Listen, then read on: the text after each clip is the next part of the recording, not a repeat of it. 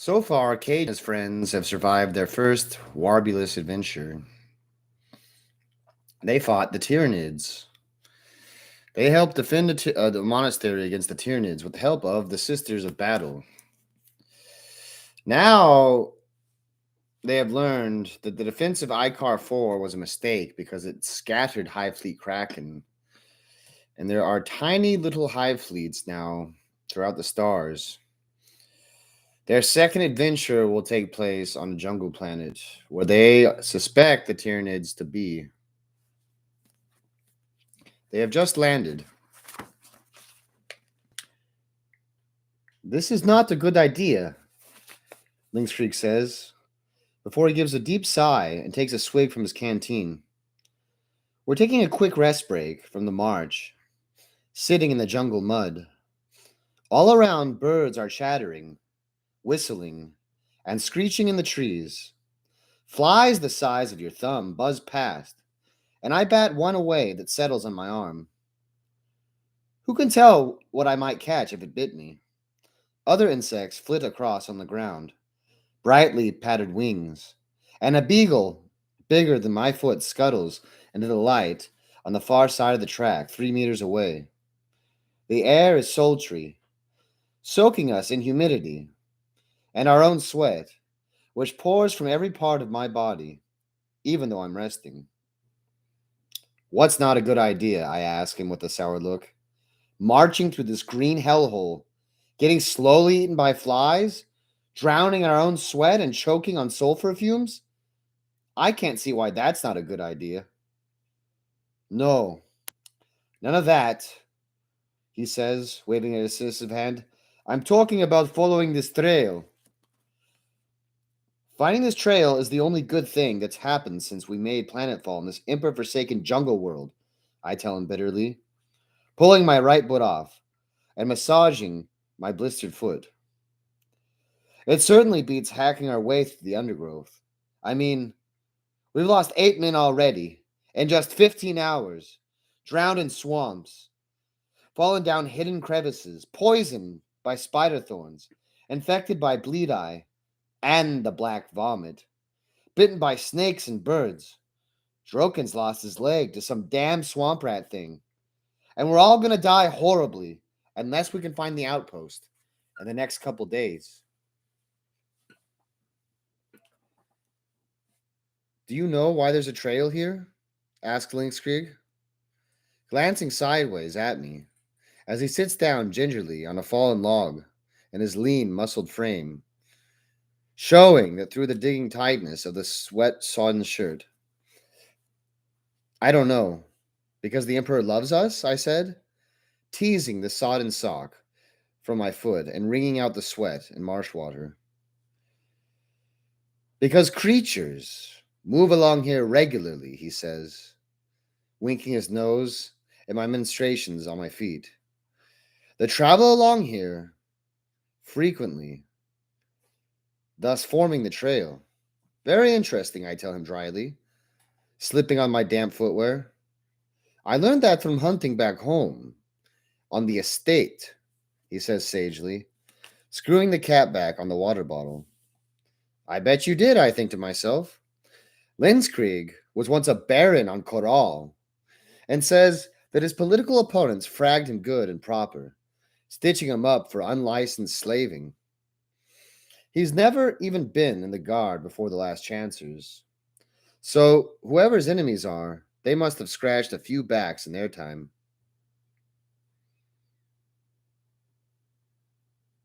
Why is that so useful for hunting? I ask, switching my feet when I wiggle my toes in my sock.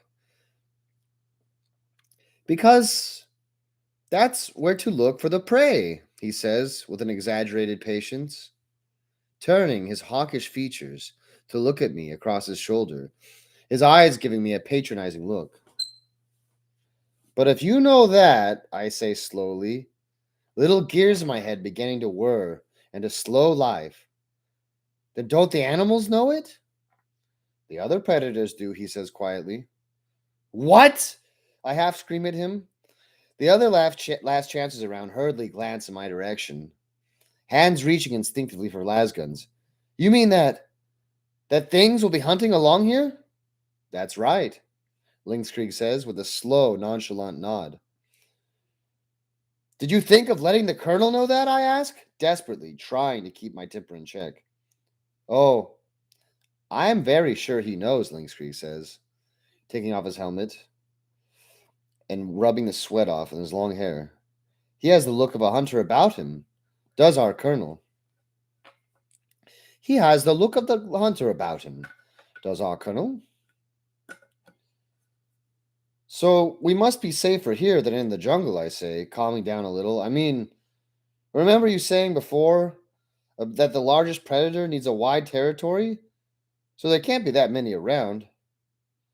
I can't say that I've noticed the colonel being overly conscious of our safety, he laughs, slapping his helmet back on his head. I guess not, I agree with a grimace.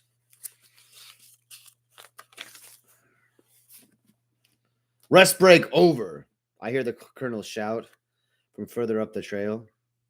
We're at the back of the column, keeping an eye out for anyone trying to drop and lose themselves.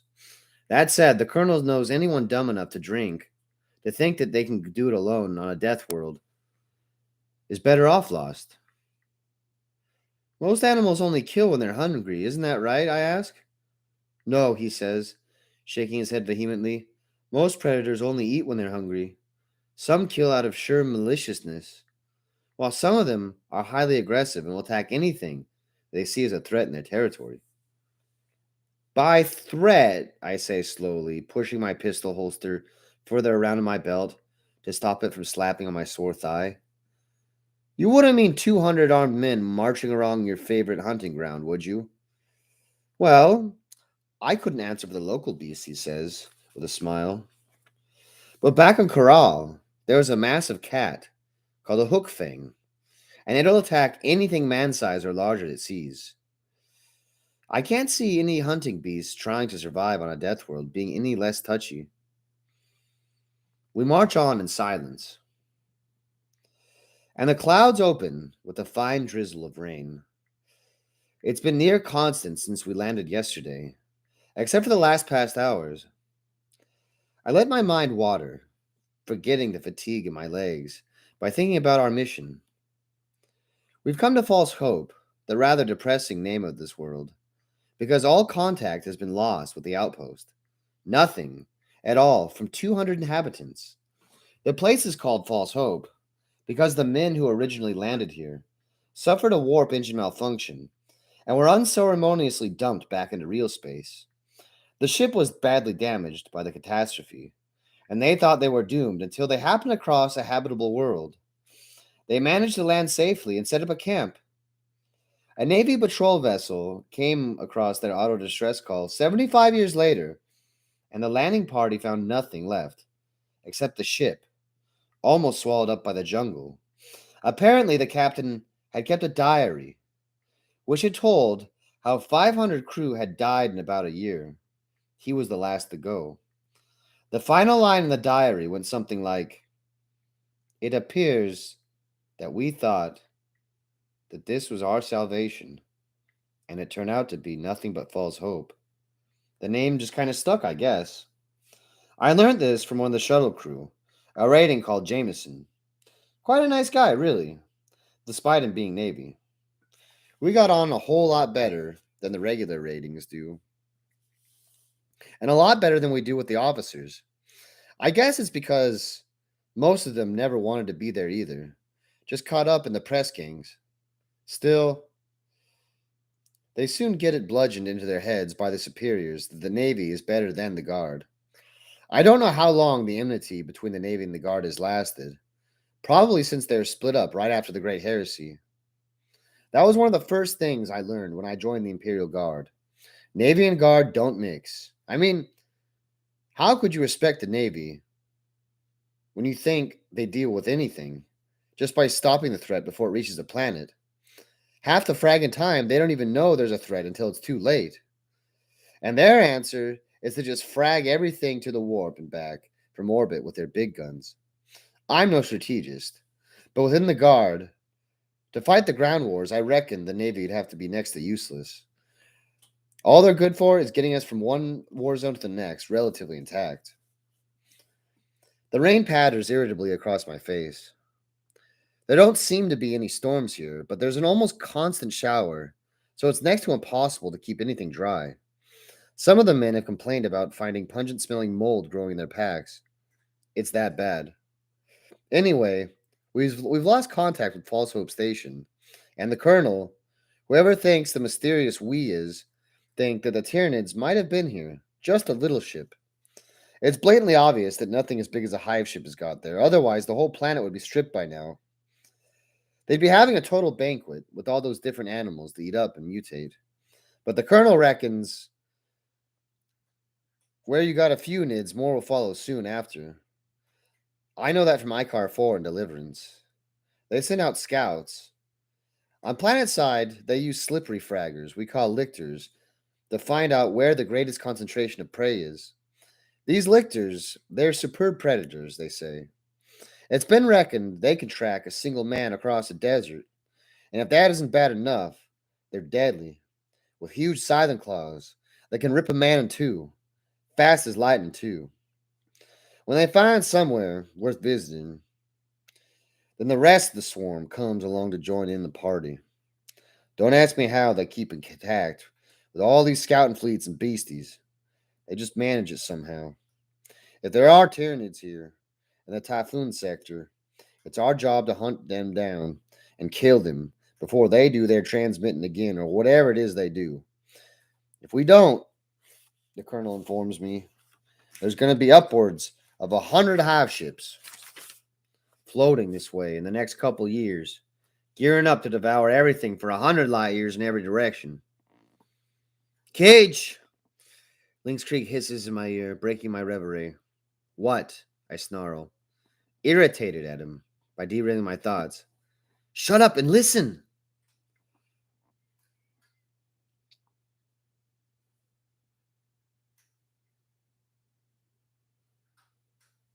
I do as he says, slowly letting out my breath, trying to tune in to the sounds of the jungle around us.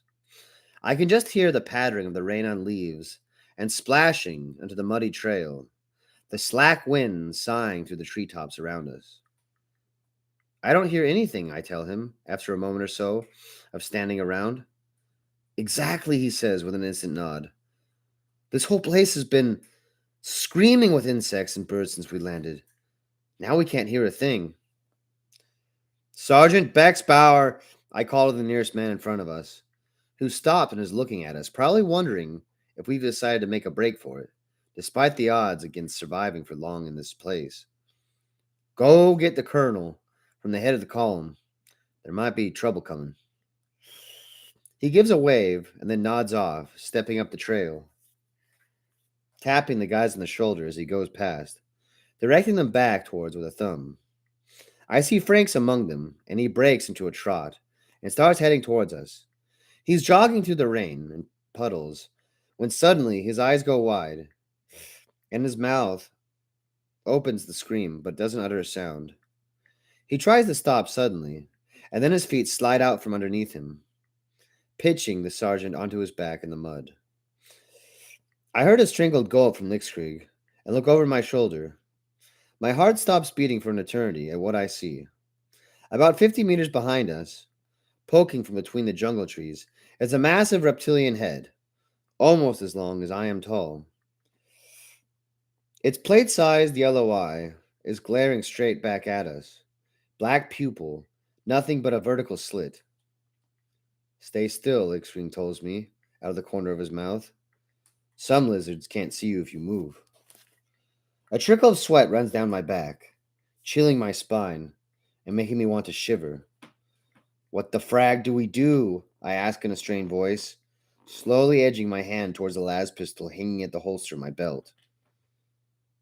Do you think that's going to hurt it?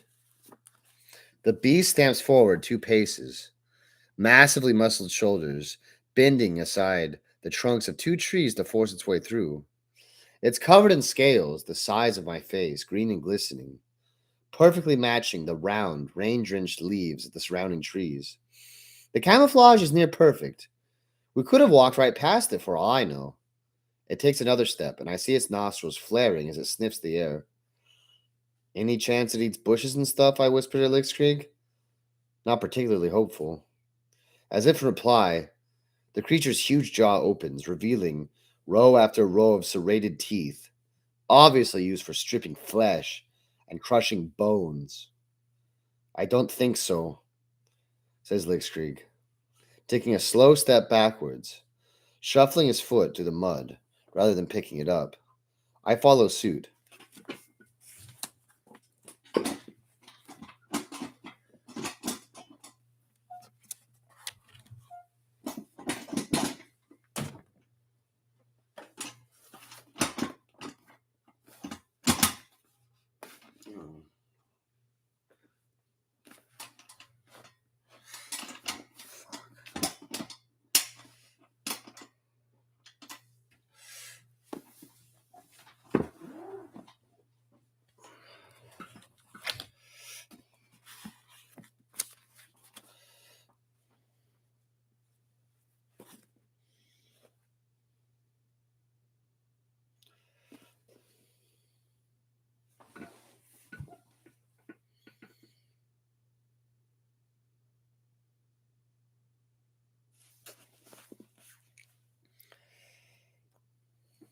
The enormous reptile's head swings left and right, trying to look with both eyes at the trail at us.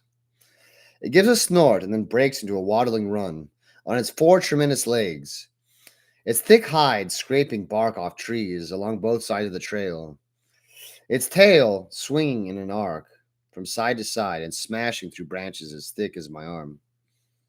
Can we run now? I asked Lickskrieg, my jaw tight with fear, a trembling starting in my legs and working upwards. Not yet, he says, and I can hear him breathing heavily but steadily, as if calming himself. Not yet.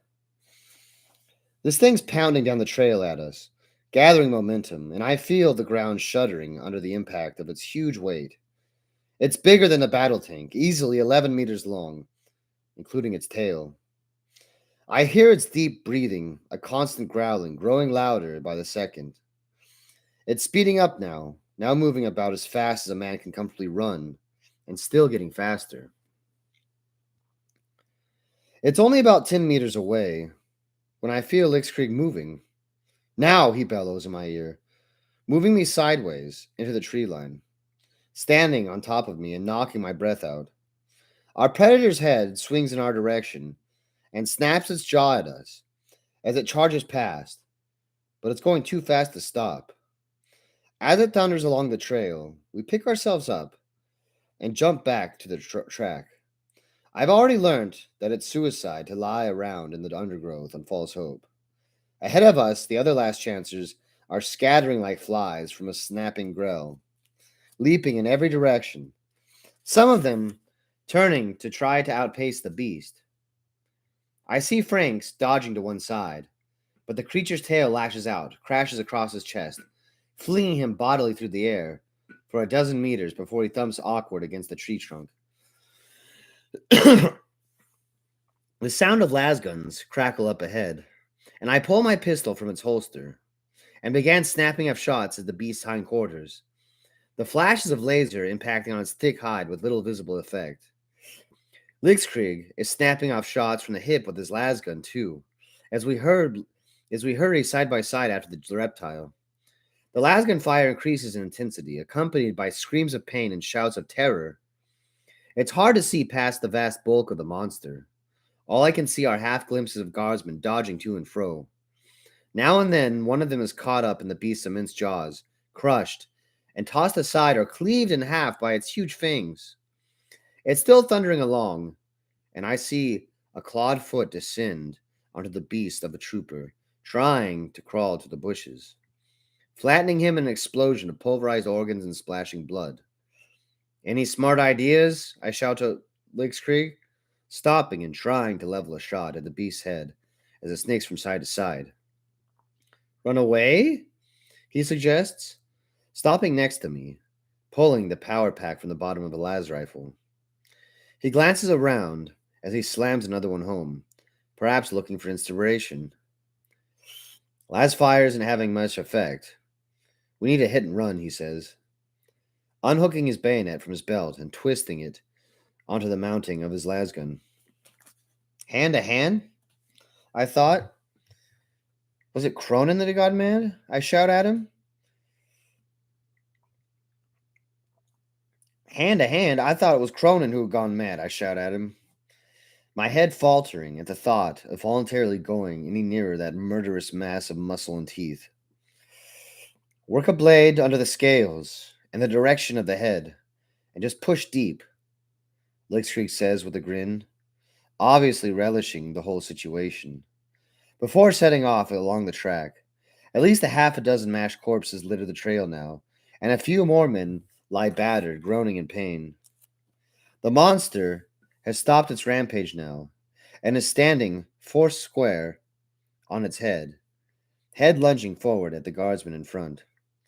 Lickstreak ducked neatly underneath its swishing tail, and rams his bayonet into the yellowish scales of its underbelly.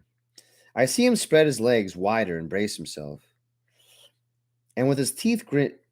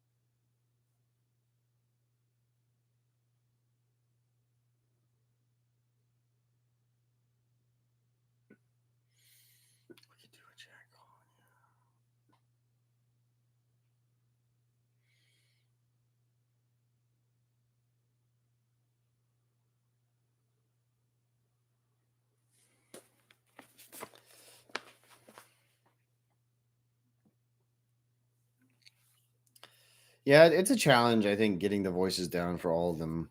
I think that I'm afraid that when I do Cage, he's like when I voice Cage rather, he just sounds too bland. And I'm trying to get this southern draw going, but it's difficult because um Gav Thorpe doesn't write the way that Scott Card did.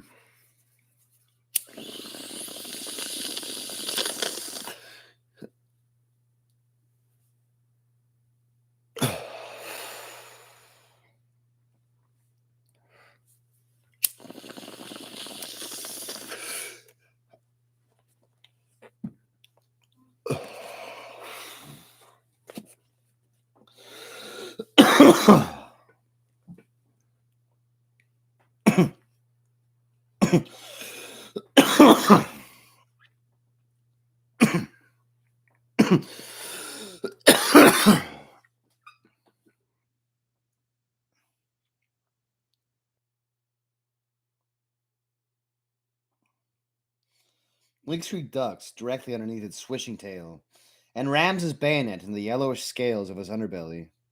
I see him spread his legs wider and wider and brace himself, with his teeth gritted with strain as he levers the bayonet further into the creature's flesh. It gives a roar of pain and tries to run around and attack us, but it's too bulky to turn quickly. Its massive flanks jamming against trees, its neck not long enough to bend back to attack us. It takes a step back, pushing Lickstreak to the ground as it shifts its feet to get a better position. What the frag, I hear myself saying, before I leap forward, grabbing Lickstreak's collar in one hand and dragging him free. I can hear the shouts of the other men from across the road. Flat back, bellowing commands from the colonel, cutting through the hysterical yelling. The reptile shuffles forward a little, now almost at right angles to the track. Its back hunching up to give it more room. I roll forwards between its legs and make a grab for the rifle still hanging from the midriff. I miss the first attempt as the creature shifts its weight, but the rifle butt cracks painfully against my knuckles.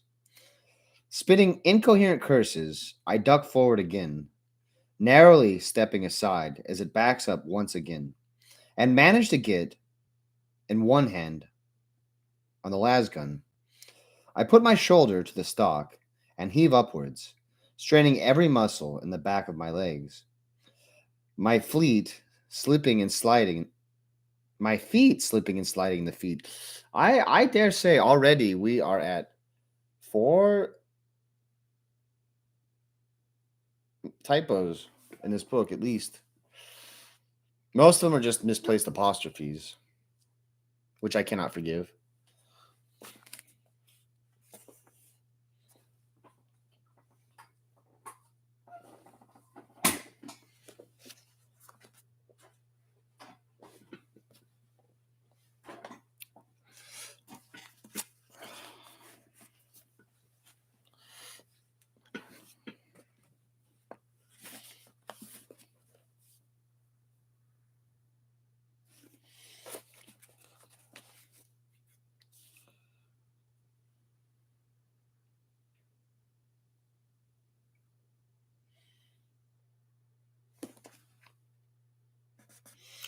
Dark red blood spills freely from the wound now, splashing onto my head and shoulders.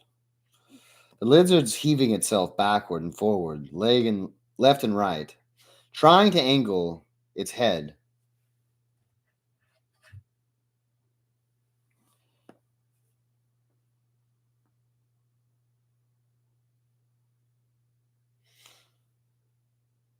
I roll sideways, just as a back foot thuds into the mud where I was lying, spinning out from underneath the monstrous reptile.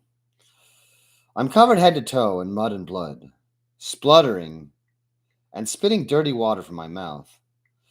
Through grime-filled eyes, I see the colonel leaping through the rain, power sword clenched in his fist. The rain hissing off its searing blue blade. Without a sound, he lunges forward, the power sword shearing through the creature's muzzle, a great hunk of burnt flesh flopping to the ground. It rears up, flashing its front claws through the space the colonel occupied a moment before, but he's already sidestepped to the left. As the lizard lowers its head again, looking for its prey, the colonel's arm stabs outward with a precise move, plunging the power sword through its right eye. I see the point of the blade protruding a few centimeters from the top of the giant beast's skull, and it thrashes wildly for a moment, tearing the sword from the colonel's grasp and forcing him to take a step backwards. Everyone jumps back, hurriedly, as its death throes continue, and I have to push myself to my feet and leap aside again as it stumbles toward me where I lay. With a thud that reverberates along the ground, the monstrosity finally collapses, the air of its last breath whistling out of its ruined face. The colonel marches up against the gigantic corpse and pulls his power sword free, as easily as if he were sliding it out of the scabbard, and with no more ceremony either. He looks around at us, slipping the sword back into its sheath. He glances around with a casualness I would have thought forced if I didn't know the colonel, wipes flecks of blood from the basket hilt with a handkerchief, and pulled one of its he had pulled from one of his deep greatcoat pockets. "All right, men," he says, adjusting how the scabbard hangs against his leg. "Find out who is dead and who can carry on." And with that, the whole incident is over. Just a few more deaths in the bloody history of the Last Chancers. It is sort of ironic, I think, that in Warhammer, the best parts of the drama, the war part really the war part is just sometimes underwhelming.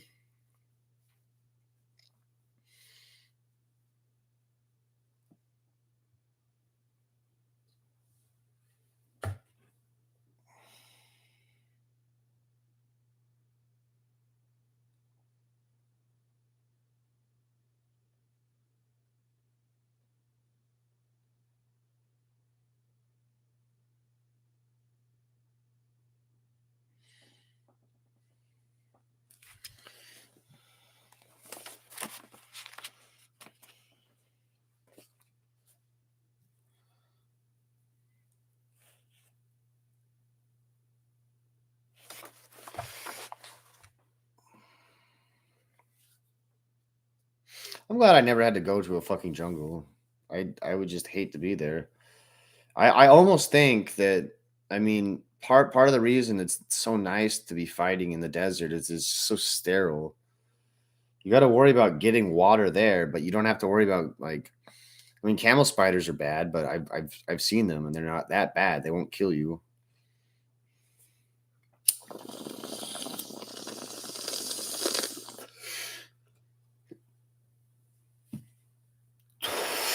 Yeah, I'm glad I've never experienced the jungle in my life, and I don't want to go to one.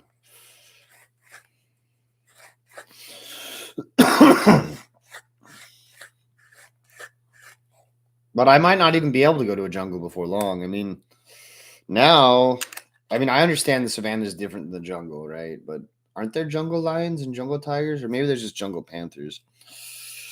But now you're gonna start seeing more of those species inside captivity than actually, you know, out in the jungle.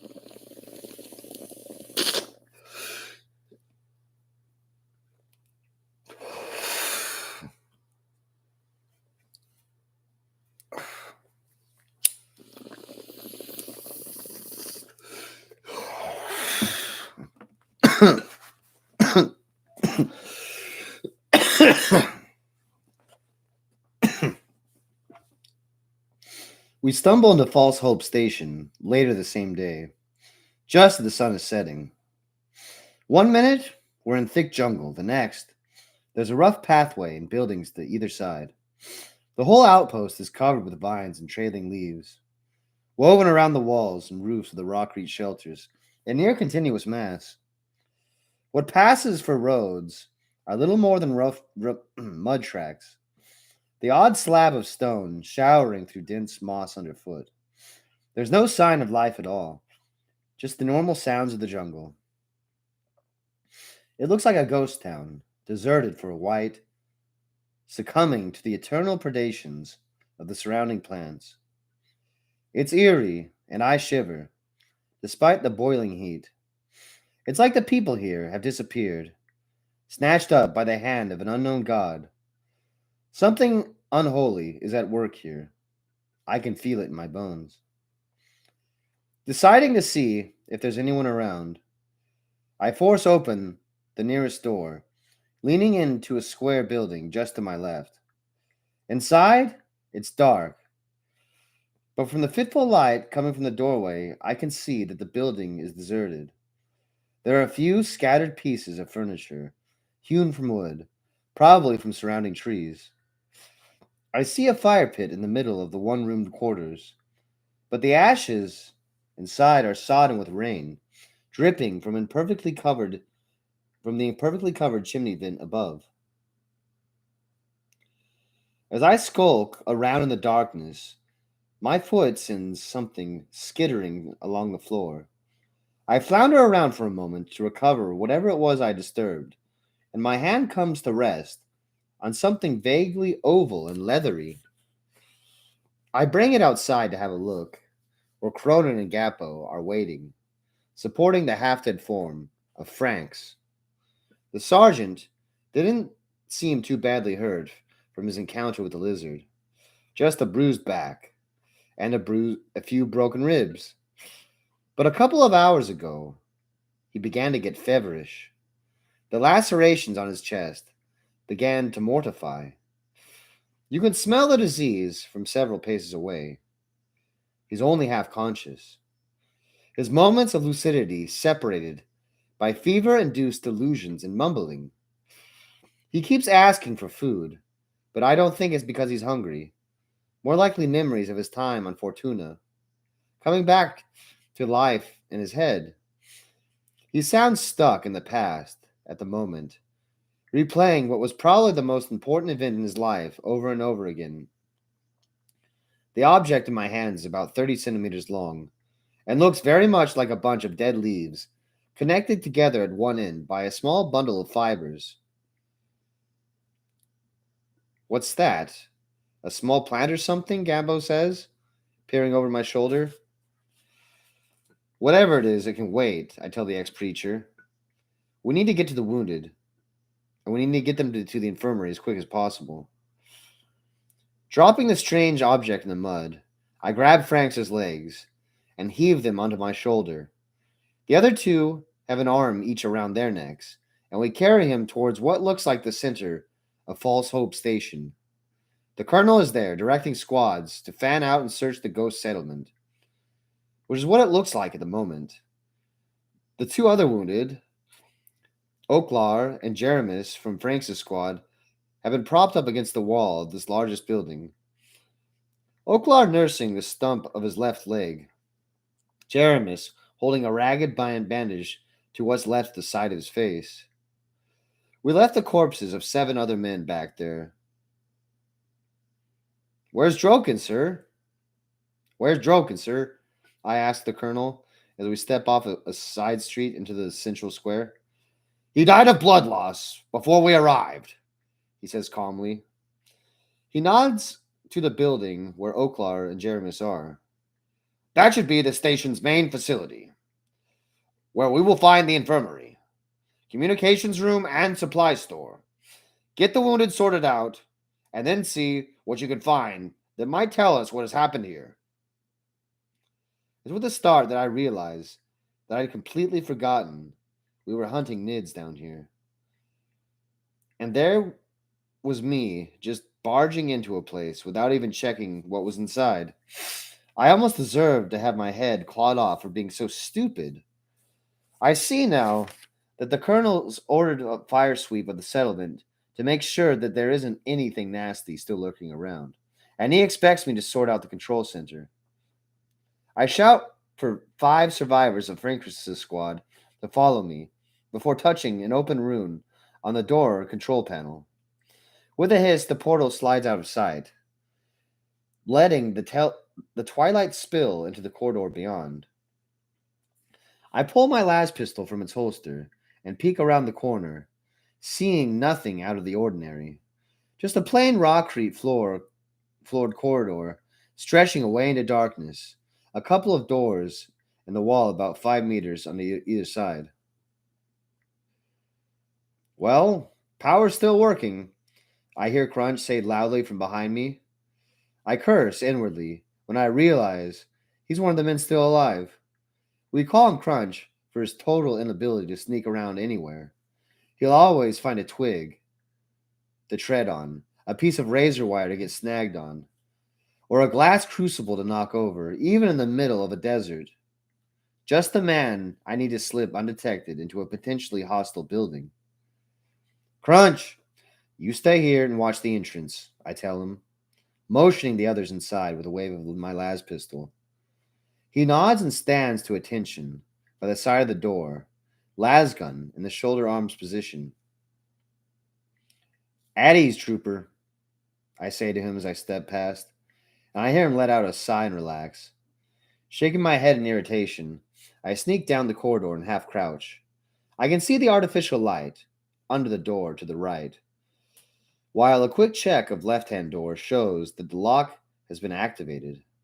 I haven't got time to worry about that right now, and signal the 4 men with me to go through the right-handed doorway.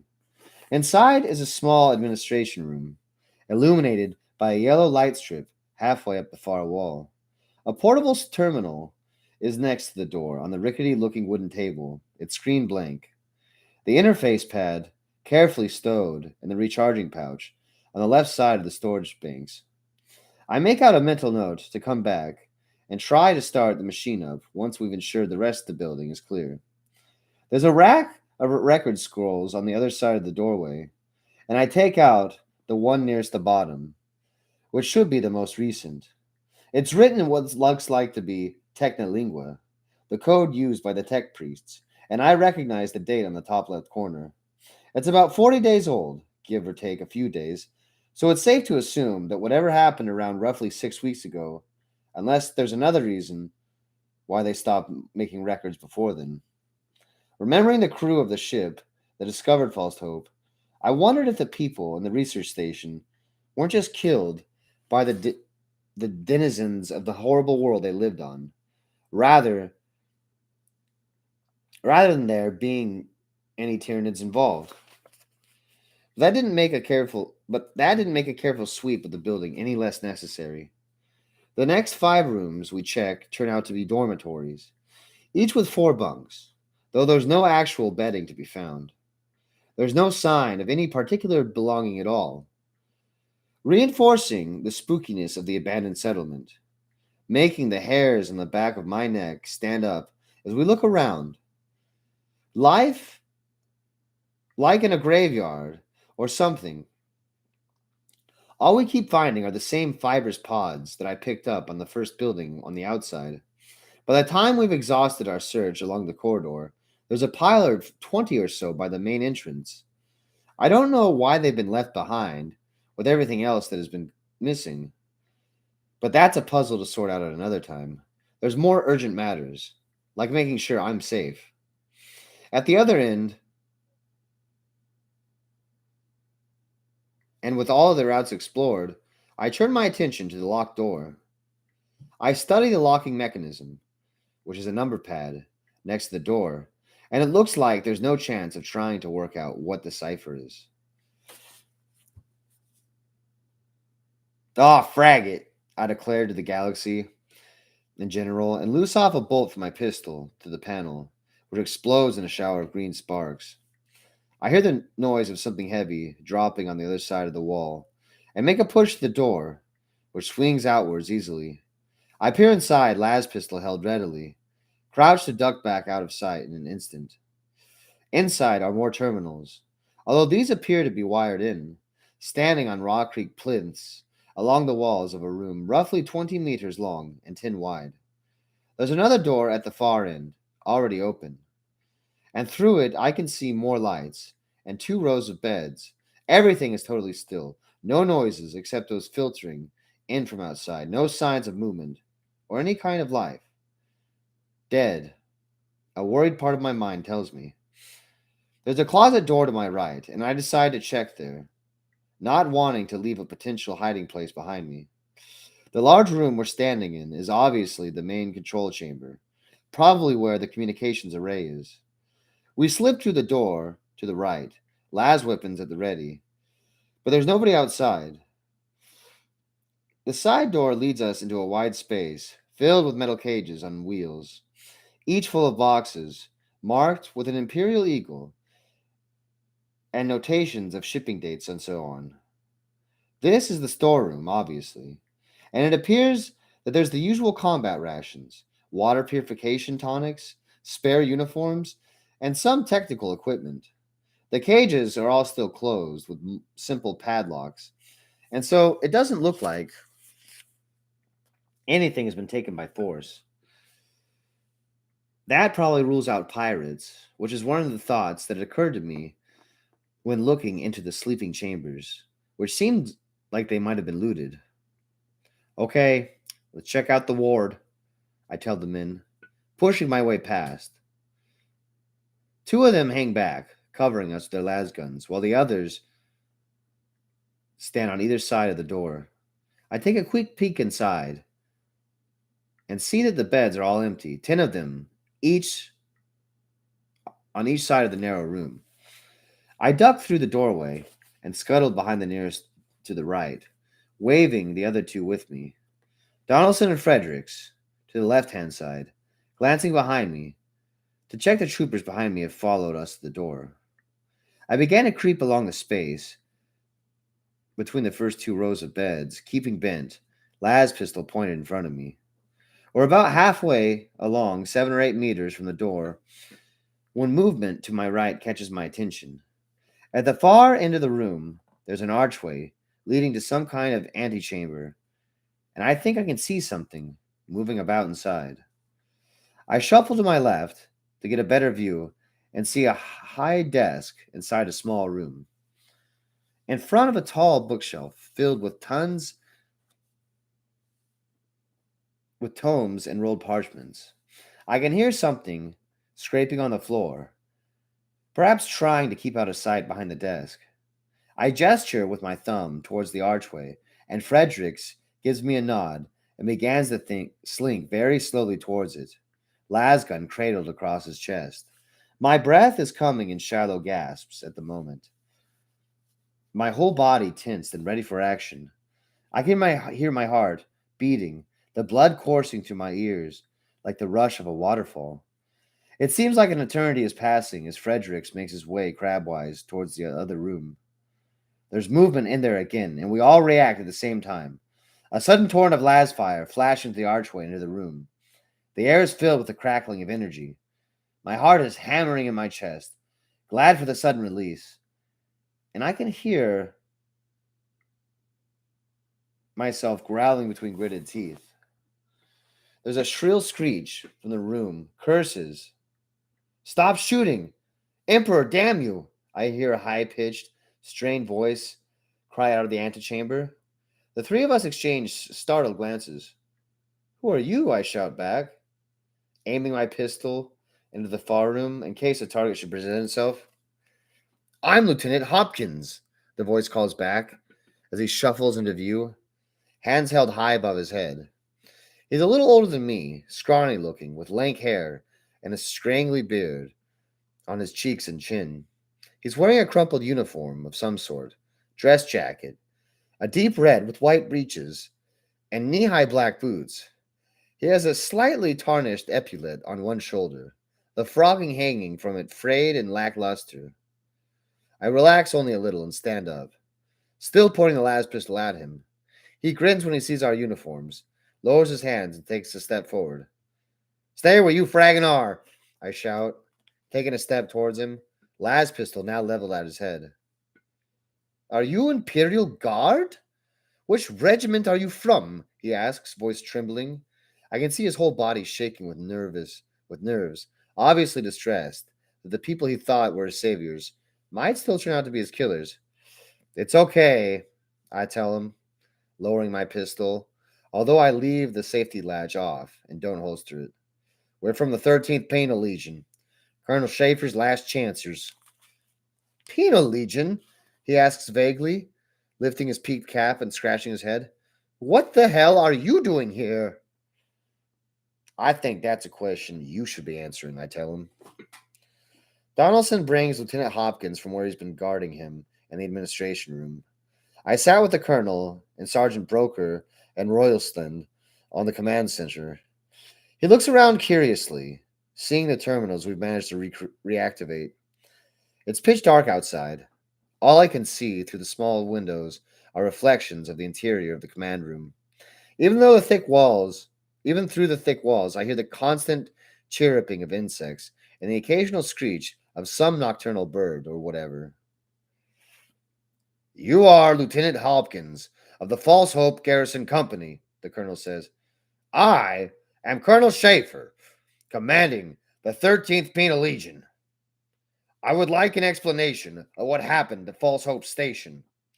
Hopkins gives a quick salute, fingers of his right hand hovering by the peak of his cap for a moment, before his arm drops back limply to his side. I wish I could offer you one, Colonel, he says apologetically, darting a longing look to an empty chair next to the broker. He seems all but dead on his feet. There's a darkness around his eyes, and his skin hangs loosely from his cheeks.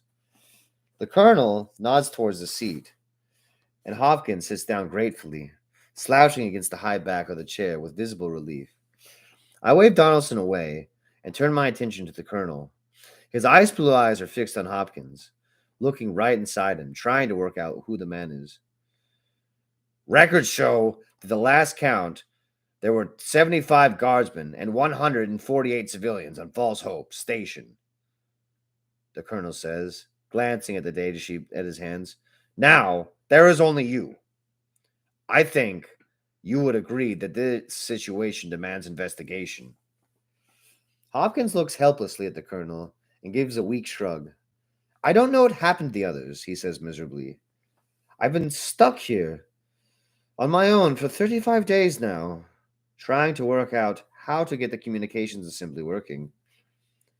Tell me what you remember before then, the colonel says sternly, handing the data sheet to Roysland.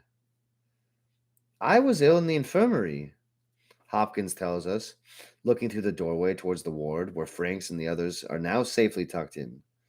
We've broken into the medicine chest and got more bandages and stim needles.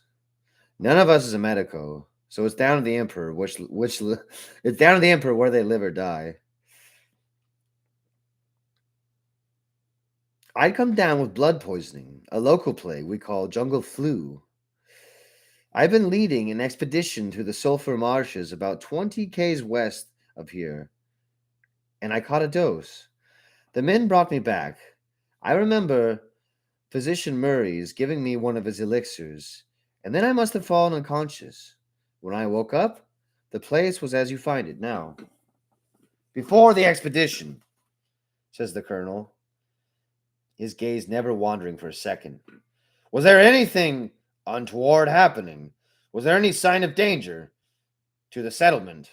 Our commander, Captain Nepetine, he had been acting a bit strangely, Hopkins admits with a frown. He'd been doing some exploration towards the heart of the jungle with 20 of the men and came back alone. He said he'd found a better location for a settlement, one that wasn't as hostile as the area we're in. The heart of the jungle? The heart of the jungle, I ask before I can stop myself, earning myself a scowl from the colonel. Yes, Hopkins says, not noticing the colonel's annoyance. It's the thickest part of the jungle on the whole planet. About 3 days' march further up along the equatorial ridge. It was stupid, because there's nowhere near there at all that could be any more hospitable than where I am here. I mean, the whole planet is virtually one big jungle right up to the poles. Every acre is solid with trees and plants, horrible insects, giant predators, and countless hideous diseases. I said so, and the other officers, Lieutenants Coral and Paxman, agreed with me. Do you think Captain Nepentine might have persuaded the others to leave while you were in comatose? The colonel asks, absent mindedly, tapping a finger to his knee. It's unlikely, sir, Hopkins says with a doubtful look. They were both in vehement agreement with me the last time we spoke about it. The colonel gestures the sergeant broker, who pulls up the empty pod things from his sack under his chair and passes it to Hopkins. What is this? The colonel asks, pointing towards the object on Hopkins' hands. I haven't seen anything like it before, the lieutenant says. I'm no biomagus, but it looks similar to the seed pods that some of the trees around here use for reproducing. I'm afraid the Lieutenant Paximan was liaison to our Adeptus Mechanicus comrades. I have little to do with the study itself. It's a lot bigger than anything I've seen, though. I'm sure I would remember a specimen of this size. If it really is a seed pod, the tree or bush it came from must be enormous. Even the pods from trees over 30 meters tall are only the size of my hand, a quarter of the size of this one. Could it be off world in origin? The colonel asks, his face as neutral as ever. I look at him sharply, realizing he thinks it might be some kind of tyrannid organism. I feel the urge to glance over my shoulder, wondering what else is lurking in the jungles out there, as well as all the native killers of False Hope.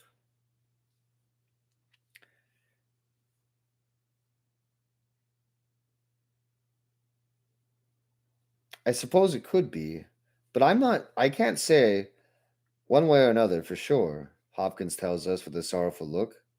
I'm not a specialist in plants or anything. I just ran the camp. Can you take us to the heart of the jungle? Schaefer asks, finally standing up and beginning to pace back and forth. I wondered how long it would take him before being confined to a chair and it made him too fidgety.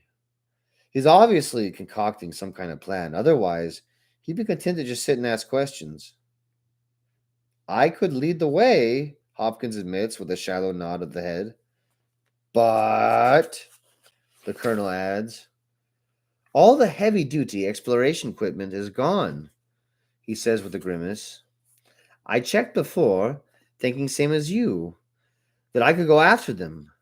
But without that sort of gear, one man on his own won't last the night out in the trees. Well, the colonel says, looking at each of us in turn, my heart sinks, knowing what he's going to say next. We are more than one man, so I am sure we will survive.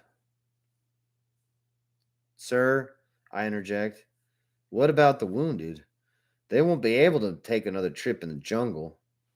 If they can march by tomorrow morning, they'll come with us, he says, meeting my anxious gaze without a hint of compassion on his eyes. If not, we leave them here. I've been asleep only a short while when sounds of footsteps paddling across the rockcrete floor wake me up. Someone's coughing violently from the furthest beds.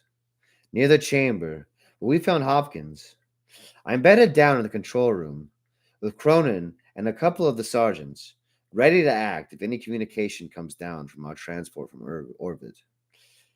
And the pale glimmer of the moonlight streaming through the narrow windows of the infirmary, I can see a shadow gingerly stepping towards me, thinking it may be Rollis out for some revenge. I put my hand under my pillow, my fingers closing around the grip of my knife as the figure gets closer. I can't see, it's too small to be Rollis, and I relax. Cage! I hear Gappo's terse whisper. Franks is woken up. I sling my blanket to one side and get up. I see Gappo barefoot, wearing only his fatigues, leaning on the doorframe and peering into the gloom of the control center. It's sultry inside the command center, the rockcrete trapping the humidity and the heat of the false hopes day. And I'm covered in a light sheen of sweat. I follow Gappo along the row of beds towards the intense coughing. Kill him now, I hear someone murmur from the darkness. Then that coffin's been waking me up for ages.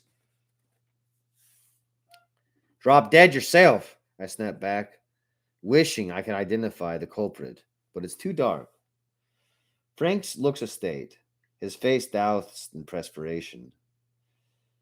His curls plastered across the tight skin of his forehead. His cheeks hollow, even the gleam of the moonlight cannot hide the yellowish tinge on his features. His breathing comes in wheezes through his cracked lips. Every few seconds, he erupts in a spasm of coughing. Blood flecks appearing on his lips. But his eyes are brighter than before, with an intelligent look in them that I haven't seen during the past day. You look rougher than a flatulent orc's ass, I tell him. Sitting on the end of the bed, he grins at me, and I can see the reddish stains on his teeth from the blood he's been coughing up. Nobody's gonna paint portraits of you either, Scarface, he managed to retort, before his body convulses with more racking coughs. Do you think you'll be able to walk come morning? Gappo asks, concern on his face. Fresh air will do me good. Hate infirmaries. Always full of sick people, the sergeant jokes. Gappo looks at me, his expression one of worry. He's a caring soul at heart. I'm amazed he's managed to survive this long, but in battle he's just as steady as the next man. Of course you can march in the morning, I say to Franks. And if you need a little help, there are those that'll give you a hand. He nods without saying anything and settles back into bed, closing his eyes, breathing still ragged. What about the other two? I asked Gappo, who appointed himself chief medico as soon as he heard the colonel's decree to leave behind anyone who couldn't make the march. Oklar's got one leg left. How do you think he's doing? The former preacher snaps bitterly. Germanus, he'll be fine. He's just badly concussed. Can we pump Oklar full of stims before we leave? Just set him on some kind of crutch, I ask, trying to figure out a way to deny the colonel another corpse. It might work, provided we take a bag full of stim needles with us and keep him and Jeremis going. Gapo agrees, looking slightly dubious. We'll sort it out, I tell him. I'm going back to bed. Oh. Oh, it's the foreign guy. Are you still there? I didn't see him.